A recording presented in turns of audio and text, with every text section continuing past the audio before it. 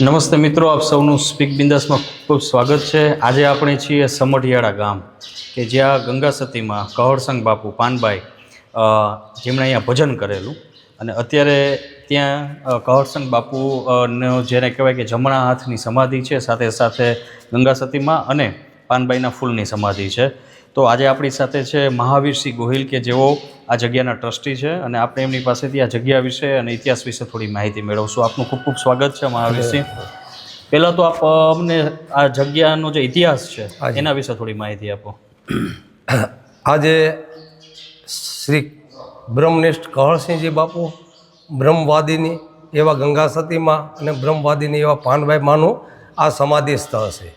આ ગામ સમઢિયાળા, તાલુકો ઉમરાળા, ડિસ્ટ્રિક્ટ ભાવનગર, કાળુભાર નદીના કાંઠે સમઢિયાળા ગામની અંદર કહળસિંહ બાપુની પોતાની વાડીની અંદર આ આશ્રમ આવેલો છે। અહીંયા ત્રણે ત્રણ મહાપુરુષની સમાધિ છે। અહીંયા હજારો માણસો, લાખો માણસો અહીં દર્શનાર્થી આવે છે। અમારે અહીંયા ધોળા જંકશન છે બાજુમાં, ત્યાં ટ્રેન મારફતે લોકો આવે, ત્યાંથી રિક્ષામાં આવે છે। બાજુમાં લીમડા છે, લીમડાથી 10 કિલોમીટર થાય। અહીંયા પણ ત્યાંથી પણ કોઈ લોકો પ્રાઇવેટ વાહન લઈને આવે છે। અમારે ગઢડા, જે સ્વામીનું ગઢડા કહેવાય, એ ગઢડાથી અહીંથી 20 કિલોમીટર થાય છે, ત્યાંથી પણ અહીંયા પાકા રસ્તે આવી શકાય છે। દર્શનાર્થી દરેક બાજુથી આવી શકે અને ગામ એવી રીતે વચ્ચે છે કે બધી બાજુથી નજીક પડે છે। 10 કિલોમીટર 20 કિલોમીટર અંદર હોવા છતાંય અહીંયા હજારો માણસોની સંખ્યામાં જે દર્શનાર્થીઓ આવે છે। બીજું કે જે મહાપુરુષો, જે સિદ્ધ પુરુષો જેવા મહાપુરુષો હોય, જે ભજન કરતા હોય અને ગંગા સતીના ભજનને જે લોકો મંથન કરતા હોય, એવા દરેક સંપ્રદાયવાળા અહીંયા પોતે આવે છે, શિબિરો કરે છે। અહીં કોઈ પણ એવા સંતો ચતુર્માસ કરવા, અનુષ્ઠાન કરવા માટે પણ આવતા હોય છે। ખાસ કહળસંગ બાપુ આ ગામના ગોહિલ દરબાર, ગંગા સતી સરવિયા દરબારના દીકરી રાજપરા જેમનું જન્મસ્થળ, અને પાનબાઈ હતા એ પઢિયાર સમાજના રજપૂતના દીકરી, જે ગંગા સતીની સાથે નાના એવા દીકરી સેવા કરવા આવેલા। આ જે જગ્યા છે એના ઇતિહાસ વિશે વાત કરો। કેટલા વર્ષો પહેલાં અહીંયા કહળસંગ બાપુ અને ગંગા સતીબા અને પાનબાઈએ ભજન કરેલું? આજે 131 વર્ષ થયા। આ પોષ સુદ આઠમ અને તેરસ, જે આઠમની માં ગંગા સતીમાની નિર્વાણ તિથિ હતી, તેરસની પાનબાઈ માની નિર્વાણ તિથિ હતી। 131 વર્ષ આ સમાધિને થયા છે। અને પોષ સુદ પૂનમ કહળસંગ બાપુની, અને જે અહીંયા પાછળ જે આપણે પાછળ થઈ જે સમાધિ સ્થળ છે એને 131 વર્ષ થયા છે। કહળસંગ બાપુ, ગંગા સતી અને પાનબાઈ એક જ વર્ષની અંદર, જેમ કે કહળસંગ બાપુએ સમાધિ લીધી, પછી 52 દિવસ પછી ગંગા સતી માની જે નિર્વાણ તિથિ છે અને તેરસની પાનબાઈ માની નિર્વાણ તિથિ છે। એટલે એક જ વર્ષની અંદર ત્રણે ત્રણની નિર્વાણ તિથિ એક સાથે આવ્યા છે। 2 થી 2.5 મહિનાનો ગાળો રહેશે। અને જે અહીંયા જે પ્રસંગ બન્યો કે એક જ વર્ષની અંદર દરેક જે સમાધિ છે કે માનો કે કહળસંગ બાપુ, પછી ગંગા સતી, પછી પાનબાઈ, પ્રસંગ એવો બન્યો કે કહળસંગ બાપુ આ જ ગામના ગિરાસદાર દરબાર, જે પોતે આમ તો બાળપણથી ભજન કરતા હતા, અને રામેત્વન ઋષિ, જે જૂનાગઢની અંદર રામેત્વન ઋષિનું નામ છે, અને એ એમના ગુરુ હતા। રામેત્વન ઋષિનો સાક્ષાત્કાર થયા પછી કહળસંગ બાપુએ એમને ગુરુ બનાવ્યા। એમના ભાઈ હતા અજુભા બાપુ, કાકાના દીકરા, એને ગુરુ બનાવ્યા। અને રામેત્વન ઋષિએ એવું કીધું કે ભાઈ તમે સંસારની અંદર ભજન કરજો, કોઈ સાધુ થવાની કે આ કોઈ જરૂર છે નહીં। કહળસંગ બાપુ ત્યાં જૂનાગઢથી આવ્યા, એને ભજન તો કરતા જ હતા, કારણ કે ભજન ન કરતા હોય તો રામેત્વન ઋષિનો સાક્ષાત્કાર ન થાય। તો બાપુએ ભજન તો એનું ચાલુ જ હતું। પછી રાજપરાથી એમનું માગવું આવ્યું ગંગા સતીમાં વેરે, એટલે એમને પછી તે જે સંબંધને આ જે કંઈ વિધિ પૂરી થઈ પછી એમના લગ્ન થયા। લગ્ન થયા, પાનબાઈ હતા, નાના એવા દીકરી હતા, પણ 80ની દાયકાની અંદર એક એવું પિક્ચર બહાર પડ્યું કે કહળસંગ બાપુને એક દીકરો હતો, એમના દીકરાનો પાનબાઈ, એક માનબાઈ, અજુભા બાપુને એના દીકરા બતાવ્યા। ખરેખર આ બધો કલ્પિત બનાવ્યું છે, કારણ કે 80ના દાયકામાં અહીંયા કોઈને એવું જ્ઞાન નહોતું કે આનો વિરોધ કેમ કરવો, અને કદાચ હોય તો એને કોઈને રસ નહોતો, એટલે આવું એક બહાર પડી ગયું છે કે પાનબાઈ એમના દીકરાના વહુ હતા, અજુભા બાપુ એના દીકરા હતા। ખરેખર કહળસંગ બાપુને કોઈ દીકરા નહોતા, એને 2 દીકરીઓ હતા। અજુભા બાપુ હતા એના કાકાના દીકરા હતા, કવરસિંહ બાપુના લગ્ન થયા એટલે પાનબાઈ નાની એવી દીકરી સેવા કરવા માટે હારે આવેલી. તો બાપુને એને એવું નક્કી કર્યું કે ભાઈ આપણે ભજન કરવું છે તો એકાંત જોશે. તો શું કરવું? બાપુની 5 ભાઈઓ હતા. 5 ભાઈઓનો પરિવાર સાથે રહેતા હતા. પછી બાપુએ નક્કી કર્યું કે ભાઈ આપણે નદીના કાંઠે જે વાડી છે એ વાડીની અંદર આશ્રમ બનાવીને આપણે ત્યાં ભજન કરવા વ્યાજ આવી. એટલે આ જે છે એ કર્મભૂમિ છે બાજુમાં, આ સમાધિ સ્થળ કર્મભૂમિ સામે છે. તો કહળશંખ બાપુ અહીંયા પોતાની વાડીમાં આશ્રમ બનાવીને મકાન બનાવીને હનુમાનજી મહારાજની સ્થાપના કરીને અહીં ભજન કરવા આવેલા. સંજોગો બનતા એકબીજા ભજનથી પરિપક્વ થયા. કહળશંખ બાપુના સાદ ભજનનો ઉપદેશ જ્યારે ગંગા સતી, પાનબાઈ, અજુબા બાપુ અને ભૂદરદાસ બાપુ આ લોકો ત્યારે અહીંયા બધા ગંગા ભેગી થતી. વિશેષ પણ ઘણા બધા આવતા હોય જેની આપણને કોઈ લોકવાયકા છે એની માહિતી છે એની પણ છતાંય આવતા હોય. જ્યારે કહળશંખ બાપુએ સાદ ભજનનો ઉપદેશ દીધો અને ગંગા સતી અને પાનબાઈની એ આ લોકો જ્યારે ભજન એ ભૂદરદાસ બાપુએ જે એમના ભજન હતા બધા લખેલા. પણ પ્રસંગ એવો બન્યો કે જ્યારે કહળશંખ બાપુનું જ્યારે ભજન પાક્યું ત્યારે આ જગત છે એ કાંઈક ને કાંઈક થોડું ઘણું આડું ગોઠવતા હોય. એટલે એવું નક્કી કર્યું કે ભાઈ પટેલની ગા મરી ગયેલી અને ગા મરી ગઈ એટલે નાનું વાછડું વિયાતા ગા મરી ગયેલી અને લોકોએ એવી મશ્કરી કરી કે ભાઈ આ ભગત આજે ગામમાં આવવાના છે 84માં પ્રસાદી લેવા માટે, તો તમારે આ સમયે ગા લઈને આવવું. તો પ્રસંગ એવો બન્યો કે બરોબર બાપુને આવવું અને આ લોકો ગા લઈને નીકળ્યા. ત્યારે જે ડાયરો બેઠો હતો એને એવું કીધું ભાઈ ગાને છોડી મેકો, આ ભગત આવ્યા ગાને અમને જીવનદાન આપી દેશે, વાસળું ભાંભોળા નાખે છે અને આ તો મોટા સંત છે. જે કાંઈ ભાષામાં વાત કરવાની હતી એ લોકોએ કરી. બાપુએ નક્કી કર્યું કે કાંઈક કોઈ ઈશ્વરી લીલા છે, આજે આ કસોટી છે, પણ કાંઈ એવી ઈશ્વરની ઈચ્છા હશે.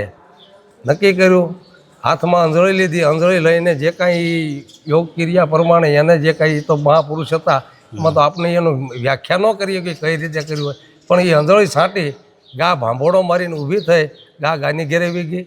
બાપુએ આશ્રમે પાછા આવ્યા. આવીને વાત કરી.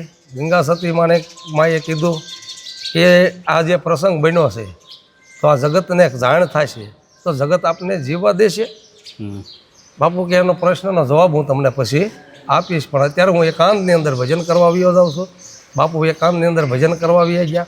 3.5 દિવસ પછી બહાર આવીને કીધું કે હવે મારે આ દેહ ત્યાગ કરી દેવાનો છે. તો ગંગા સતીએ કીધું કે ભાઈ તમે દેહ ત્યાગ કરો તો પણ મારે પછી રહેવાની કાંઈ જરૂર નથી, કારણ કે ગંગા સતી પૂર્ણ હતા.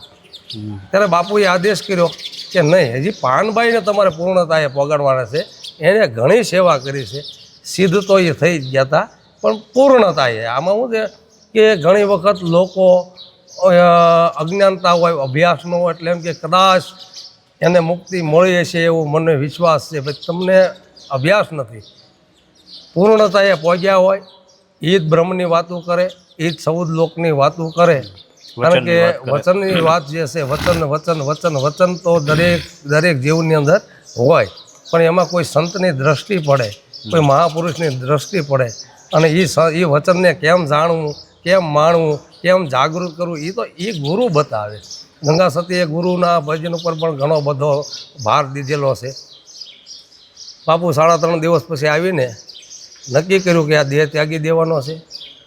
જે મહાપુરુષો જે યોગ ક્રિયાથી જે દેહ ત્યાગતા હોય એવી રીતે કહળશંખ બાપુએ દેહ ત્યાગેલો અને કીધેલું કે મને જ્યારે ગામના લોકો ભેગા થાય ત્યારે કહેજો કે મને સમાધિ આપે. પણ ગંગા સતી હતા, સ્ત્રી હતા, બાઈ માણસ હતા, એને કોઈ ઓળખી ન હોય કે લોકોને કીધું પણ એનું કોઈ વાતનું કોઈ ધ્યાન દીધું નહીં. એટલે કહળશંખ બાપુને અગ્નિ સંસ્કાર કરેલો. અગ્નિ સંસ્કાર કર્યો ત્યાં પણ કહળશંખ બાપુએ પ્રમાણ આપેલું. અડધું અંગ જે હતું એમાં એને અગ્નિ નહોતી અડતી. લોકો થાકી ગયા તો હવે કરવું શું? ત્યારે એમાંય પણ એવા મહાપુરુષ હોય એને આરાધ કર્યો કે ભાઈ જે આ પ્રસંગ બન્યો છે કીધું તો છતાંય કોઈ માન્યા નહીં, પણ હવે આમાં કાંઈક અમને રસ્તો દેખાડો. ત્યારે પોતાનો જમણો હાથ અગ્નિમાંથી સળગીને બહાર પડ્યો. જેમ આપણે કલ્પના ન કરીએ કે કેમ આપણે જે ગામ નોખો કરીને મેક્યો હોય એવી રીતે તે આખો હાથ બહાર પડ્યો.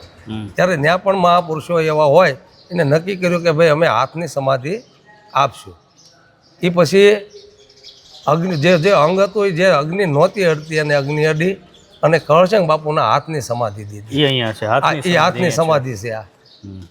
પછી પ્રસંગ એવો બન્યો કે ગંગા સતીને આદેશ તો હતો કે આને પૂર્ણતાએ પોગાડવાના છે. ત્યારે ગંગા સતીએ નક્કી કર્યું, જ્યારે બાપુની જે કંઈ વિધિ હતી આ તે પૂરું થયું પછી રોજ એક ભજનનો ઉપદેશ ગંગા સતી પાનબાઈ માને આપતા. એમ કરતાં 52 દિવસની અંદર ગંગા સતીએ પાનબાઈને પૂર્ણતાએ પોગાડ્યા. ભજનની અંદર એનો આખો બધો ઉલ્લેખ છે કે બ્રહ્મના દર્શન કરાવ્યા. જ્યારે પાનબાઈને બ્રહ્મના દર્શન થયા એટલે એની બધી જે કાંઈ લમણા જે કાંઈ તૃષ્ણા હતી એ બધી મોટી ગઈ. બ્રહ્મના દર્શન થયા અને ગંગા સતી 52 દિવસની અંદર પાનબાઈને પૂર્ણતાએ પોગાડ્યા. લોકો જે 52 ભજન છે, લોકો એવી કલ્પના કરે છે કે 52 દિવસની અંદર કોઈ મુક્તિ મળે એવું તો શું કીધું? કારણ કે આ પૃથ્વી લોકો ઉપર કૃષ્ણ ભગવાને અર્જુનને કીધું, અષ્ટવક્રાએ જનક રાજાને કીધું, પણ 52 દિવસની અંદર મુક્તિ મળી હોય તો એવો પહેલો પ્રસંગ એવો આ સમઢિયાળા ગામની અંદર, આ ધામની અંદર પહેલો એવો પ્રસંગ બન્યો કે કોઈને 52 દિવસની અંદર મુક્તિ મળી હોય. એટલે મહાપુરુષો ગંગા સતીના જે ભજન છે એનું અર્થઘટન કરે છે, એના ઉપર ભજન કરે છે. બીજું કે ગંગા સતીએ કોઈ પણ જાતની સંપ્રદાય બતાવી નથી કે આ મહાપુરુષો ઘણા બધા સંપ્રદાય બતાવે કે ભાઈ આ ફલાણી સંપ્રદાય, એટલે જે વારસદાર કહેવાય ગાદીપતિ, અને ગાદીપતિને એવું તો કાંઈ છે જ નહીં અહીંયા. કારણ કે આ તો એક ભજનની આખી અલૌકિક વાત છે. ગાદીપતિ અને એ જે છે વારસામાં જે મળેલું હોય એ કોઈ સંભાળી શકે તો એક વાત અલગ છે, પણ એ એવું અહીંયા અમારા સમઢિયા આશ્રમની અંદર એવું કાંઈ છે નહીં. કારણ કે કળશંક બાપુ પછી અજુબા બાપુ અને ભૂદરદાસ બાપુ પછી જટાધારી બાપુ, જાનકીદાસ બાપુ એ પણ સિદ્ધ પુરુષ થઈ ગયેલા, કોઈ જેવી તેવી હસ્તી નહીં. પછી એક ભરતપુરી બાપુ થઈ ગયા, એ તે મહાપુરુષ હતા, એ સિદ્ધ પુરુષ હતા. પણ ગંગા સતી અને પાનબાઈનો અલૌકિક જે પ્રસંગ બન્યો છે અને જે 52 ભજન છે, 52 ભજનની અંદર મહાપુરુષો એમ કહે છે કે ભાઈ આમાં વેદ શાસ્ત્ર જે કાંઈ છે, ઉપનિષદ કે મહાભારત કે ભાગવત કે જે કાંઈ આપણા 18 પુરાણ છે એનો બધાનો નિચોડ આવી જાય છે. અત્યાર સુધીમાં તળપદી ભાષામાં આવું કોઈએ કીધું નથી. એટલે મહાપુરુષો એના ભજન ઉપર અર્થઘટન કરે છે. ઘણા એવા અભ્યાસો હોય એની માથે PhD કરે છે. કારણ કે ગંગા સતીના 52 ભજન ઉપર ઘણા બધા જે છોકરાઓ ભણતા હોય, કોઈ એવા બુદ્ધિજીવી માણસો હોય એના ભજન ઉપર એ PhD કરતા હોય છે. એટલે જગત આખામાં એક એવો દાખલો બેઠો કે 52 દિવસની અંદર કોઈ દી મુક્તિ મળે નહીં. તો એવું તો શું કીધું ગંગા સતીએ પાનબાઈને કે બ્રહ્મના દર્શન 52 દિવસની અંદર મુક્તિ મળી. અને પછી જ્યારે 52 દિવસની જ્યારે પાનબાઈને બ્રહ્મના દર્શન થયા ત્યારે ગંગા સતીએ કીધું કે હવે મારે આ દેહ ત્યાગી દેવાનો છે. તો ગંગા સતીએ પણ જે યોગ ક્રિયાથી સ્વેસાય જે દેહ ત્યાગવાનો હોય, જે મહાપુરુષો જેમ દેહને છોડતા હોય એવી રીતે ગંગા સતીએ પણ સ્વેસાય દેહ ત્યાગેલો. યજ્ઞ એમને પણ અગ્નિ સંસ્કાર કરવામાં આવેલો, એમની ફૂલ સમાધિ. પછી પ્રસંગ એવો બન્યો કે 3 દિવસ પાનબાઈ રોકાણા. પાનબાઈ પાસે પણ ઝાઝો સમય નહોતો, એટલે પાનબાઈ ગંગા સતીએ જે દેહ ત્યાગ્યો એટલે ત્યારે જે એને અફસોસ થયો એનું બધું વર્ણન કરેલું છે. 3 ભજન પાનબાઈએ અજુબા બાપુને ભૂદરદાસ બાપુને સંભળાવેલા.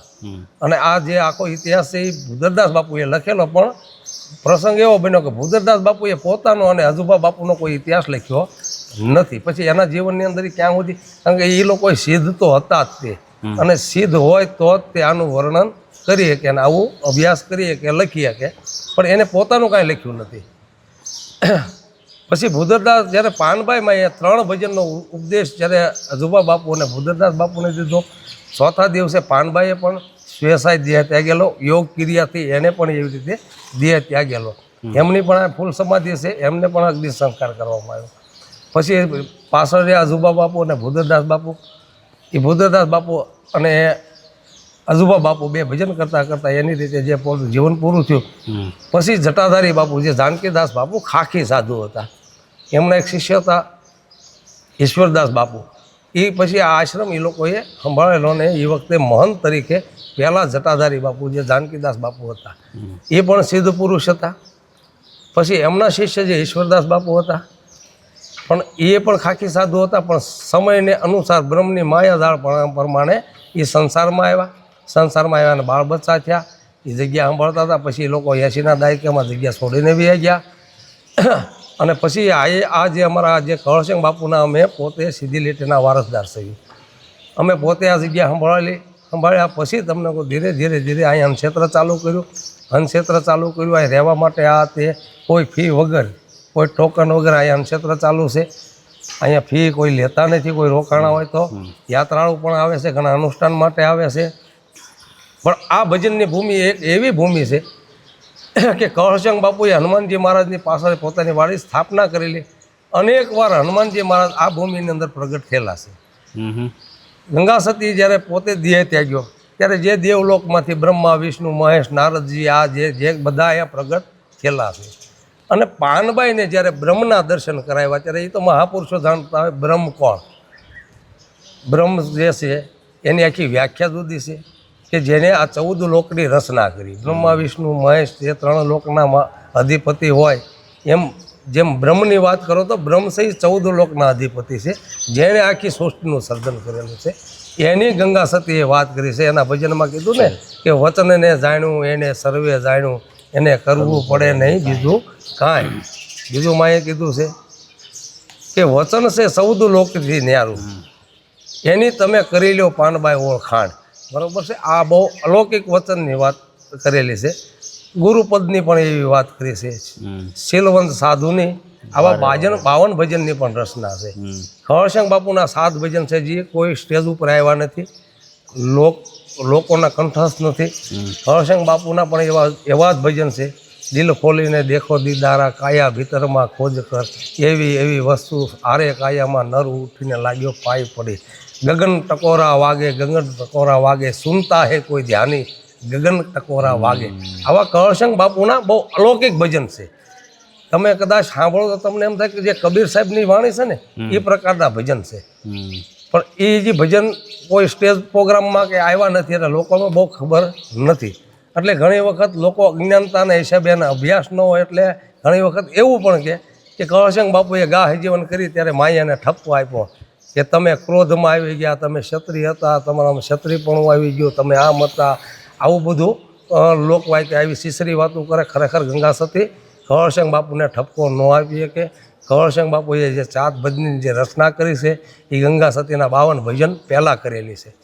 તો એ લોકોનો પાસે કોઈ અભ્યાસ નથી, કાગળિયું જ્ઞાન છે એટલે આવી બધી વાતો કરે છે. ખરેખર એવું કાંઈ છે નહીં. ઘણા અમારે નવું મંદિર ને જૂનું મંદિર ને અહીંયા કોઈ પણ જૂનું મંદિર નથી, કોઈ પણ નવું જે છે એ કળશંગ બાપુની પોતાની વાડીમાં એક જ સ્થાન છે, એક જ સમાધિ સ્થળ છે.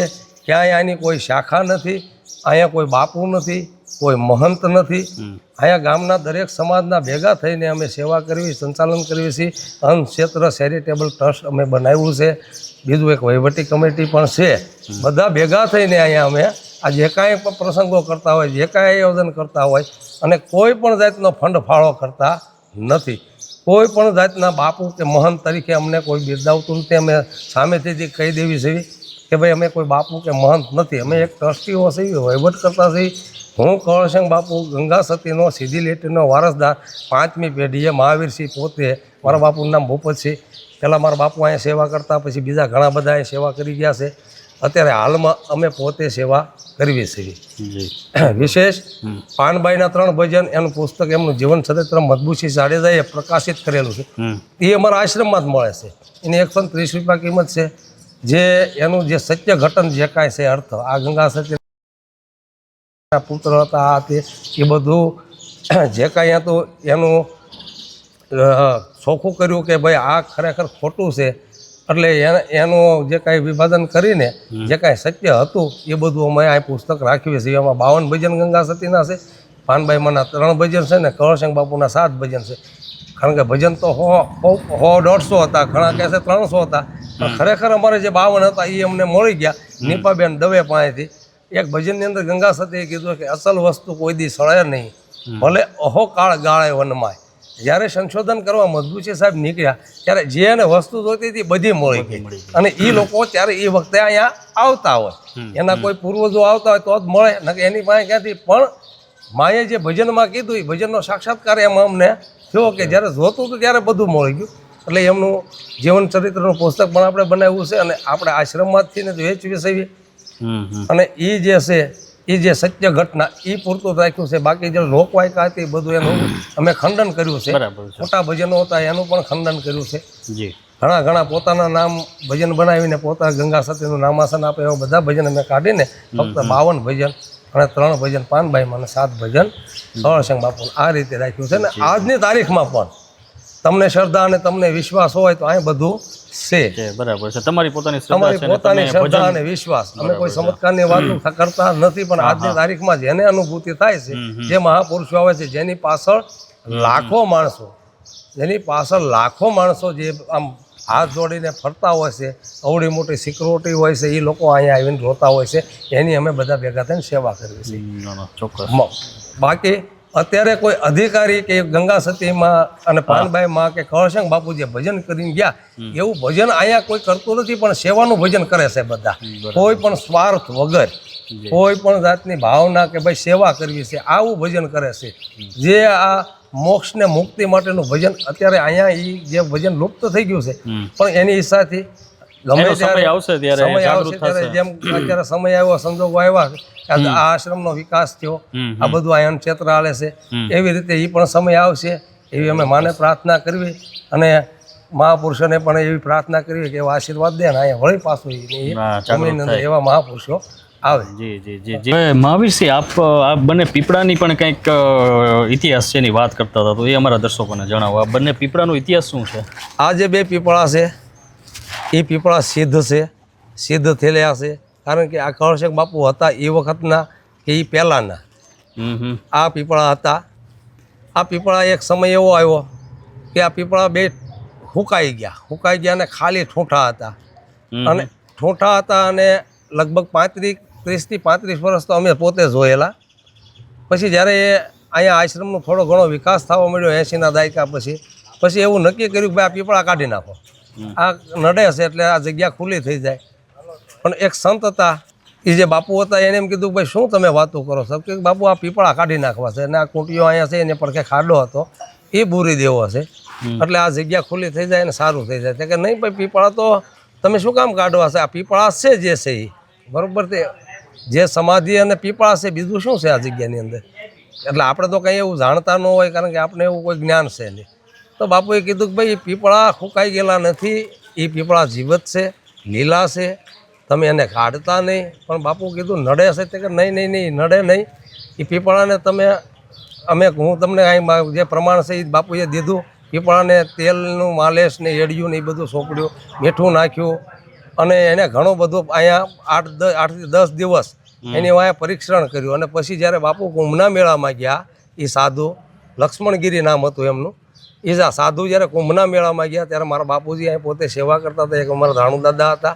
ત્યારે એણે કીધું ભાઈ આ પીપળાને તમે પાણી પાજો, કાઢતા નહીં. આ પીપળા લીલા છે ને લીલાસમ તમને દેખાય છે, અત્યારે જે તમને નથી દેખાતા એ પછી દેખાય. બાપુ કુંભના મેળામાં ગયા, અહીંયા પાણી પાવાનું ચાલુ કર્યું, અહીંયા પીપળા ફૂટ્યા, બાપુ ત્યાં દેવ થઈ ગયા કુંભના મેળામાં. પહેલાં તો કોઈ ફોન નહોતા.